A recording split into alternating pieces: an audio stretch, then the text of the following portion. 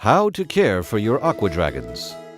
Congratulations, you are now an aqua dragons owner. To get your hatchlings off to a great start at life, follow our simple instruction on how to set up and care for your tank. Even though we're going to go through the setup process step by step, please read your instruction and activity booklet. And when your aqua dragons adoption certificate is signed, keep it in a safe place so you can refer to them in the future. So, first of all, the aqua dragons eggs are in this packet.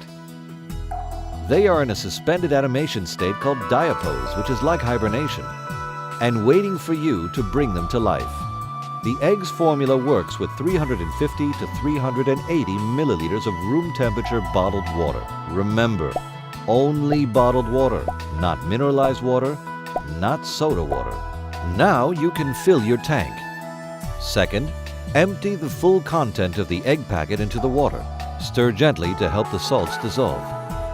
Thirdly, the first week is when the aqua dragons are most sensitive to temperature, so it must be between 17 degrees and 30 degrees Celsius, or 62 degrees to 86 degrees Fahrenheit. If you are in a hot, sunny summer, keep your tank out of direct sunlight but in a luminous place. If you are in a cold and dark weather, put your tank in the sunniest place possible. Remember, the amount of light that the eggs receive will affect the hatch rate. Fourthly, your aqua dragons will start to hatch immediately upon contact with the water. And you may see some tiny white dots moving just 24 hours later. Check with a magnifier, and if you are lucky, you may even see the tiny aqua dragons emerging from their eggs. Ongoing care. The day after you see hatchlings, which is usually the second day after setting up your tank, feed your new pets with a tiny, level portion of food using the feeding spoon provided. But you must moderate feeding to the number of aqua dragons you have hatched. If you have hundreds of aqua dragons, feed them every 2 days. If you have fewer aqua dragons, then feed less. If water is murky, it means there is still food to be eaten. And if it's clear, it means that there is no food. You can feed your aqua dragons again.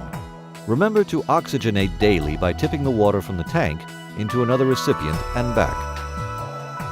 You can also use a pipette to oxygenate, and if you do, make sure to squeeze air into the water and then remove the pipette before you release the well. Otherwise, you might suck up the water with aqua dragons in it, and that could hurt them.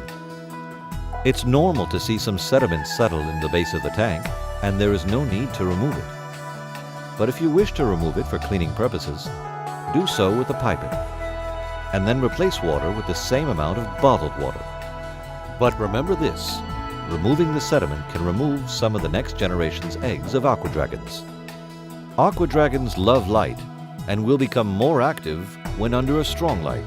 This is called positive phototaxis. You can test it with a torch. They swim towards it.